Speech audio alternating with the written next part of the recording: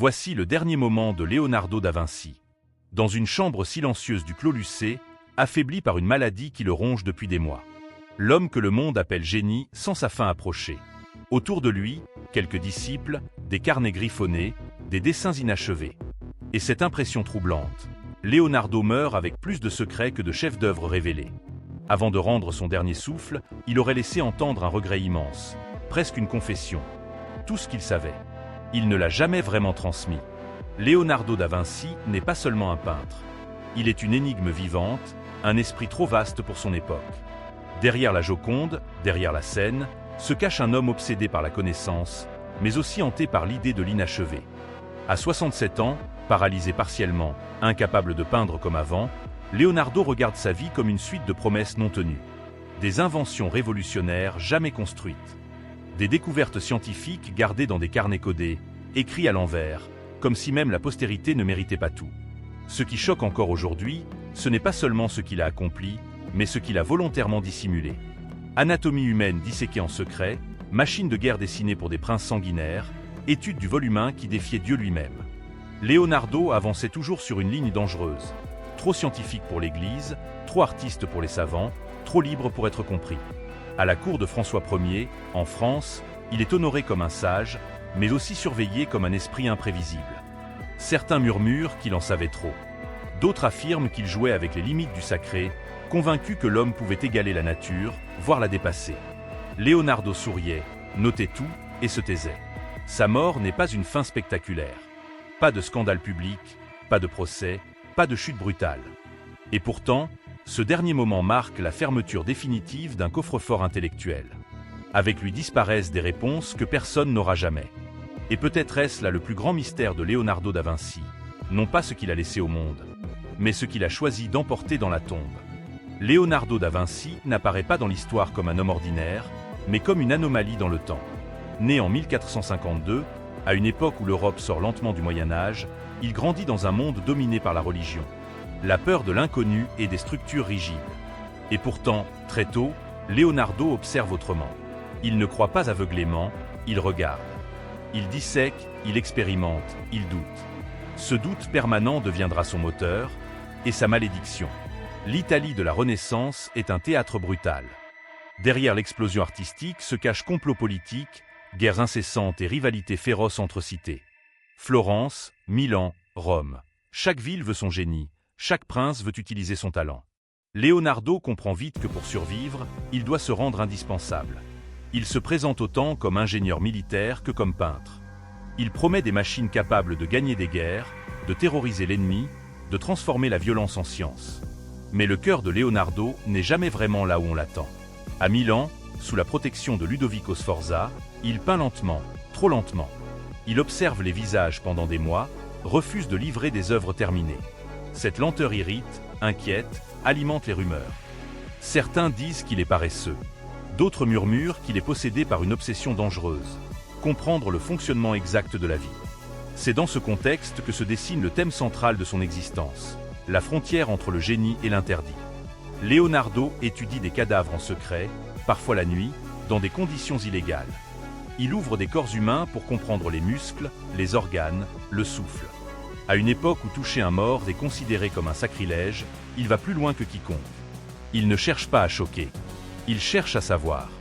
Sa place dans la culture est ambiguë. Admire publicment, incompris intimement. Leonardo parle peu de lui-même. Il n'écrit presque rien sur ses émotions, mais remplit des milliers de pages de croquis, de calculs, de théories. Il observe l'eau, le vent, les oiseaux, convaincu que la nature suit des lois mathématiques précises. Pour lui, Dieu n'est pas un mystère inaccessible, mais une mécanique parfaite à décrypter. Et c'est là que naît le malaise. Car comprendre, c'est déjà défier. Dans une société qui accepte l'art mais craint la science, Leonardo devient un homme dangereux sans jamais lever la voix. Il ne provoque pas frontalement, il avance masqué. Derrière ses sourires discrets et ses œuvres iconiques, se cache une question silencieuse mais explosive. Jusqu'où l'homme a-t-il le droit d'aller pour tout comprendre? Ce thème, Leonardo ne le résoudra jamais. Il le portera avec lui toute sa vie, comme une tension permanente entre la lumière et l'ombre. Et plus il avance, plus ce conflit intérieur grandit, préparant lentement les événements qui transformeront son génie en source de rumeurs. de peur et de vérité dérangeante. Tout commence par un détail presque banal, mais révélateur. Leonardo promet toujours plus qu'il ne livre. Des statues monumentales jamais fondues, des tableaux laissés inachevés, des projets mécaniques qui restent à l'état de croquis. Pour ses mécènes, cela devient un problème. Pour lui, c'est une nécessité. Leonardo ne supporte pas l'idée de conclure trop vite. Chaque œuvre est un laboratoire, chaque commande une expérience ouverte. L'événement déclencheur survient à Milan. Chargé de créer une statue équestre colossale pour glorifier la famille Sforza, il passe des années à étudier l'anatomie du cheval, ses muscles, son équilibre. La statue ne verra jamais le jour. La guerre éclate, le bronze est réquisitionné pour fabriquer des canons. Aux yeux du public, c'est un échec humiliant. Dans l'esprit de Leonardo, c'est une leçon brutale. Le monde réel détruit ce que l'intellect tente de bâtir. À partir de là, quelque chose change. Leonardo se replie davantage sur lui-même. Il note freneticamente.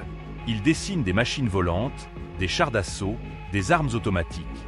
Certains historiens parleront plus tard de génie visionnaire. D'autres y verront une obsession inquiétante. Pourquoi un homme aussi fasciné par la beauté de la nature conçoit-il des instruments de mort avec autant de précision? Le scandale n'est jamais public, mais il est permanent. Leonardo fréquente les puissants, mais reste insaisissable. Il sert tour à tour des ducs, des rois, des généraux. Il promet la victoire, mais ne s'engage jamais totalement. Cette ambiguïté alimente les rumeurs. On le soupçonne d'hérésie intellectuelle, de mépris pour les dogmes religieux, voire de perversion morale. Sa vie privée reste floue, presque invisible, ce qui renforce encore le mystère. Puis vient la scène. Une œuvre destinée à l'éternité, mais techniquement fragile.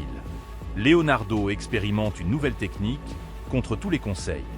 Le résultat est sublime et condamné.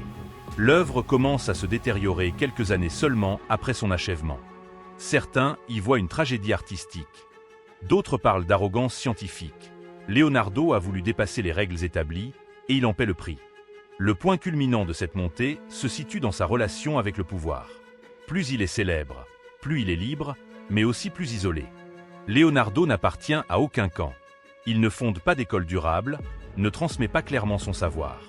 Ses carnets restent codés, dispersés, volontairement fragmentés. Comme s'il refusait qu'un autre esprit marche exactement sur ses traces. Les conséquences sont lourdes. À la fin de sa vie, Leonardo est admiré, mais seul. Respecté, mais incompris. Son génie n'a pas créé une continuité, mais une rupture. Il a ouvert des portes sans les franchir totalement, laissant derrière lui un sentiment troublant, celui d'un homme arrivé trop tôt. Conscient que le monde n'était pas prêt à entendre ce qu'il savait vraiment. À mesure que les années passent, la vérité la plus troublante sur Leonardo da Vinci commence à se dessiner, non pas dans les livres officiels, mais dans les marges, les silences et les pages jamais publiées. Ce que Leonardo a réellement vécu n'est pas seulement l'incompréhension de son époque, mais une lutte intérieure constante entre révéler et dissimuler. Il sait que certaines de ses découvertes dépassent dangereusement les limites morales et religieuses de son temps. Les dissections clandestines en sont l'exemple le plus glaçant. À une époque où l'Église condamne fermement toute profanation des corps, Leonardo observe, coupe, mesure. Il ne le fait pas par provocation, mais par nécessité intellectuelle. Ses dessins anatomiques sont d'une précision terrifiante, si avancés qu'ils ne seront compris que des siècles plus tard. Mais ses travaux restent cachés. Pas par peur directe, mais par lucidité. Révéler ses vérités trop tôt pourrait détruire plus que sa carrière. Dans l'ombre, les rumeurs circulent. On le dit étrange, distant, presque inhumain. Certains contemporains évoquent son refus de la violence physique, contrastant étrangement avec la froideur de ses inventions militaires. D'autres murmurent qu'il vit en marge des normes sociales, qu'il observe l'humanité comme un phénomène à étudier, non comme une communauté à laquelle appartenir. Leonardo ne se défend jamais. Il laisse le doute prospérer. Le moment le plus révélateur arrive dans ces dernières années. Installé en France, honoré par le roi, il n'a plus rien à prouver. Et pourtant, il ne publie toujours rien de fondamental. Ses carnets restent cryptés, écrits en miroir, comme un dernier verrou. Ce choix n'est pas anodin. Leonardo comprend que le savoir sans conscience peut devenir une arme. Il a vu comment ses idées militaires fascinaient les puissants. Il a vu comment la science pouvait être détournée. Les réactions après sa mort sont révélatrices. Les artistes pleurent le maître. Les savants récupèrent ses croquis sans toujours les comprendre. Le public, lui, mythifie l'homme sans jamais accéder à sa part la plus sombre. Pendant des siècles, ces carnets dorment, dispersés, incomplets. Et lorsqu'ils refont surface, une question obsède les historiens. Qu'a-t-il volontairement choisi de ne jamais dire? La vérité noire n'est donc pas un scandale unique, mais un choix moral radical. Leonardo n'a pas été réduit au silence. Il s'est tu. Conscient que certaines connaissances exigent un monde plus mûr, plus responsable. Ce silence, plus que ses œuvres, constitue peut-être son héritage le plus dérangeant. Car il nous oblige à nous demander si tout ce que l'on peut comprendre mérite réellement d'être révélé. Lorsque l'on regarde l'ensemble de la vie de Leonardo da Vinci, une chose frappe immédiatement. Le mythe a largement dépassé l'homme. Mais sans jamais l'expliquer totalement. Pour la chaîne, Leonardo n'est ni un saint de la connaissance, ni un simple visionnaire incompris. Il est un cas unique de lucidité extrême. Un esprit qui a compris, avant tous les autres, que le savoir brut peut être aussi dangereux que l'ignorance. Le mythe le présente comme un génie universel, capable de tout faire mieux que quiconque. La réalité est plus dérangeante. Leonardo a souvent échoué à terminer ce qu'il commençait. Il a déçu des mécènes, abandonné des projets majeurs, laissé des œuvres inachevées. Mais ces échecs ne sont pas le signe d'une incapacité. Ils révèlent plutôt un refus profond de simplifier la complexité du monde pour satisfaire une commande ou une attente sociale. Un autre mythe persistant concerne son prétendu isolement. On le décrit comme solitaire, détaché des autres. Pourtant, Leonardo observe constamment l'humanité. Il étudie les expressions, les gestes, les regards. Il comprend les émotions mieux que beaucoup, mais choisit de ne pas s'y abandonner. Pour lui, la distance est une méthode. Une manière de voir clair là où l'attachement brouille le jugement. Les secrets, eux, sont bien réels. Ces carnets montrent un homme obsédé par le contrôle de l'information. Écriture inversée, notes fragmentées, absence volontaire de publication. Ce n'est pas de la peur, mais une stratégie. Leonardo sait que ses idées sur l'anatomie, la mécanique, la nature du mouvement pourraient bouleverser des équilibres fragiles. Il choisit donc de ralentir l'histoire, plutôt que de la précipiter dans le chaos. La chaîne considère que c'est sa décision la plus radicale. Ne pas tout dire. Ne pas tout montrer. À l'ère moderne, où la divulgation est perçue comme une vertu absolue, ce choix dérange. Mais il ouvre un débat essentiel. Un génie doit-il tout révéler, ou aussi assumer la responsabilité morale de ses découvertes? Et vous, que pensez-vous de Leonardo? Était-il un homme en avance sur son temps, ou un esprit trop conscient des dangers du progrès? Ses silences étaient-ils une forme de sagesse, ou une occasion manquée pour l'humanité? Peut-on admirer un génie sans accéder à toute sa vérité? Ces questions restent ouvertes. Et c'est peut-être pour cela que, des siècles plus tard, Leonardo da Vinci continue de fasciner autant qu'il inquiète. Lorsque le silence retombe après la mort de Leonardo da Vinci, il ne laisse pas un vide ordinaire. Il laisse une sensation étrange, presque inconfortable, comme si l'humanité venait de refermer un livre dont elle n'avait lu que quelques pages. Leonardo disparaît, mais son absence pèse autant que sa présence avait fasciné. Car il n'a jamais cessé d'être un homme de seuil, entre l'art et la science, entre la foi et le doute, entre la révélation et le secret. Avec le temps, son héritage devient colossal. Chaque génération redécouvre ses œuvres, ses carnets, ses esquisses, et croit le comprendre un peu mieux. Mais plus on avance, plus une évidence s'impose. Leonardo ne voulait pas être totalement compris. Il a laissé des fragments, des pistes, des éclats de vérité, comme pour forcer l'esprit humain à continuer le voyage sans lui. Il n'a pas construit un système. Il a ouvert une méthode, observer, questionner, refuser les réponses faciles. La nostalgie naît précisément ici. Dans cette idée que Leonardo incarnait une curiosité pure, presque innocente, avant que le monde moderne ne transforme le savoir en pouvoir. Puis en marchandise. Il croyait que comprendre la nature, c'était dialoguer avec elle, non la dominer. Et cette vision, fragile et exigeante, semble aujourd'hui presque perdue. Son impact dépasse largement ses tableaux mythiques. Il a influencé la science, l'ingénierie, la médecine, l'art, mais surtout la manière de penser. Leonardo nous rappelle que le génie n'est pas seulement une accumulation de talents, mais une discipline intérieure, faite de patience, de doute et de retenue. Il nous montre qu'il existe une grandeur dans l'inachevé, une beauté dans le questionnement sans fin. Et lorsque l'on referme son histoire, une émotion persiste.